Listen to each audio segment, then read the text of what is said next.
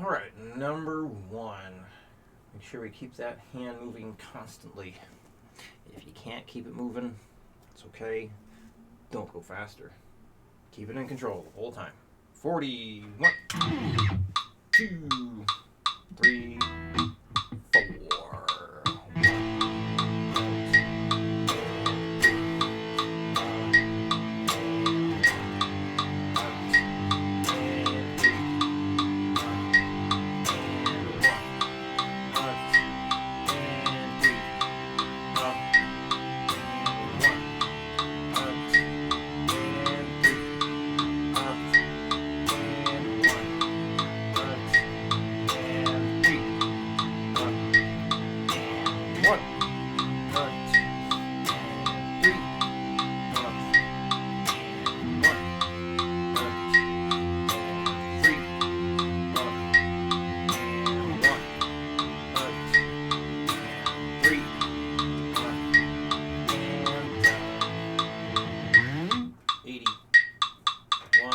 2, 3, 4. Take two. 1, 2, 3, 4.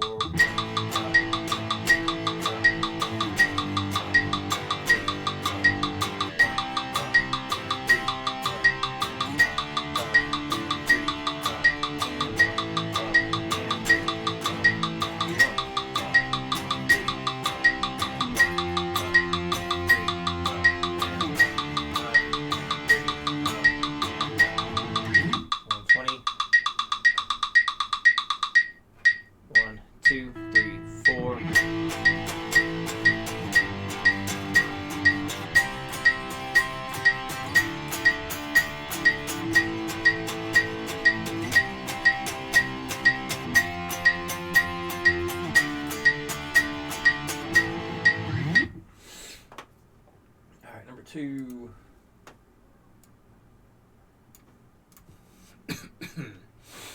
40.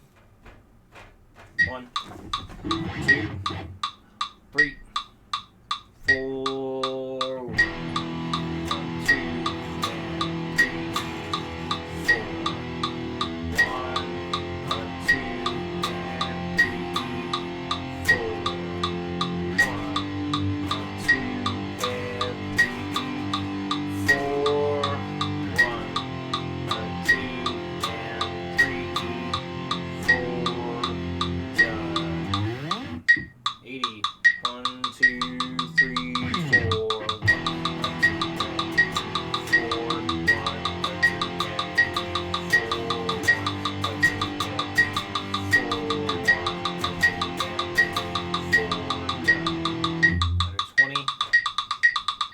2, 3, 4.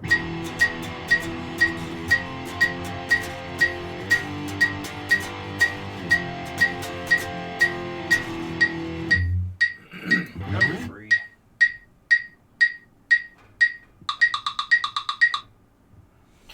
Alright, so this rhythm is the same as this rhythm, is the same as this rhythm.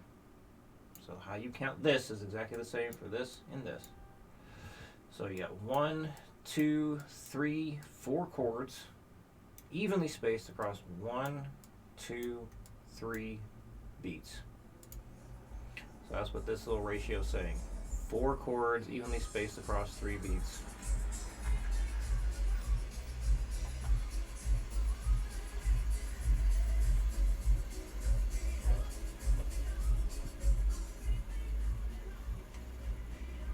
My window's open.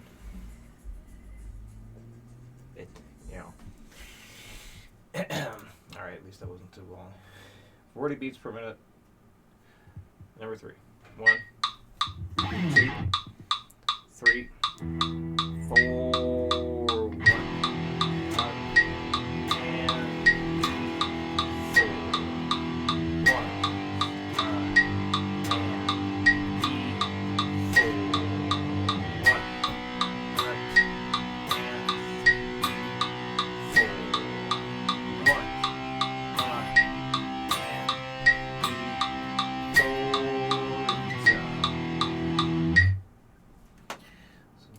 Portion, because each chord lasts 3/16 notes long, you will strum the first of every 3/16. So you hit your downstroke, you miss it twice, and you get the upstroke. Miss it twice, downstroke, miss it twice, upstroke, miss it twice. So during this portion, oops, there we go. You were strumming the first of every 3 strumming motions. First of every 3. So like 1, 2, 3, 1, 2, 3, 1, 2, 3, 1, 2, 3, 1, 2, 3. That's what's happening. 80. 1, 2, 3, 4.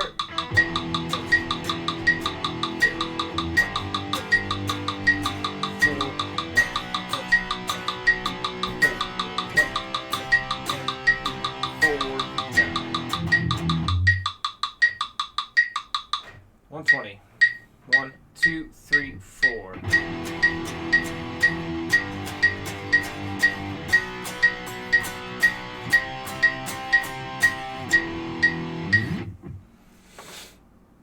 Okay. All right, the newest scale thing. Got the top 2 strings first. There we go. Should sound something like this.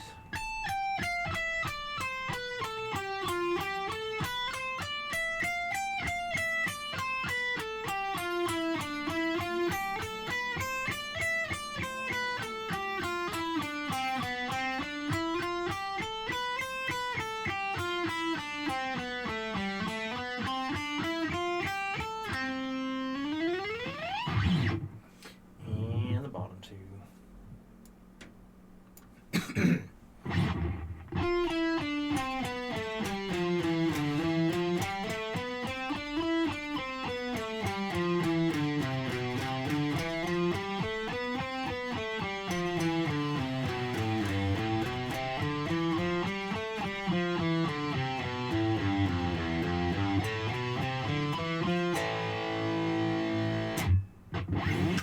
Okay.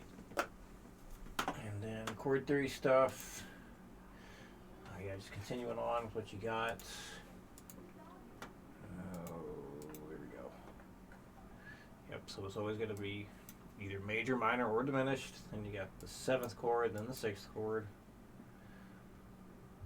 Remember, you're always trying to start off by looking at changing the octave of the root note. We were able to do that here for the C going to the C major 7, because what we had to do was drop the C note down a half step. Remember that. If you're adding a 7th interval, just go down a half step. If you're adding a flat 7, go down a whole step. That's the biggest thing to remember. Half step below the octave of the root for a major 7, and then a whole step for a minor 7 or flat 7. Couldn't lower the octave of the root note down to the 6th interval because we didn't have enough room. We'd have to have like a negative fret. So you took the 5th interval here, G, and you raised it up. So when the octave thing doesn't work for the 6th chord, do the 5th. Here, you could. You had your minor, D minor. Goodness. So that's your octave of the D right there.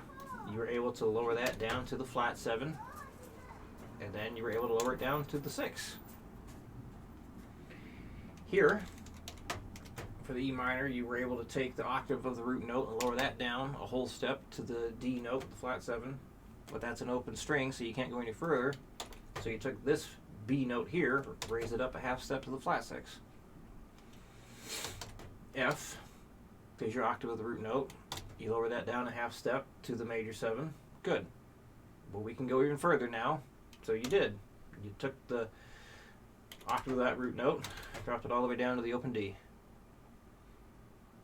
Can't borrow those anymore, and that's fine, but that's enough right there. That's the 1st interval, 5th interval, 6th interval, and the 3rd. So here, you took this octave of the root note and lowered that down a whole step because it's a flat 7. That's what a dominant 7 has. Dominant 7, major triad plus a flat 7. Originally, you played with the 5 right there, and that's okay. But we went and made it easier by just doing the 0 with the open B. So, can you take this octave of the root note and lower it down to the 6th interval here? That's the question to ask. Do that every time. If you cannot lower the octave of the root notes for the 6th chords, raise one of the 5th intervals being used. And any questions come up, let me know. All right, see you next week.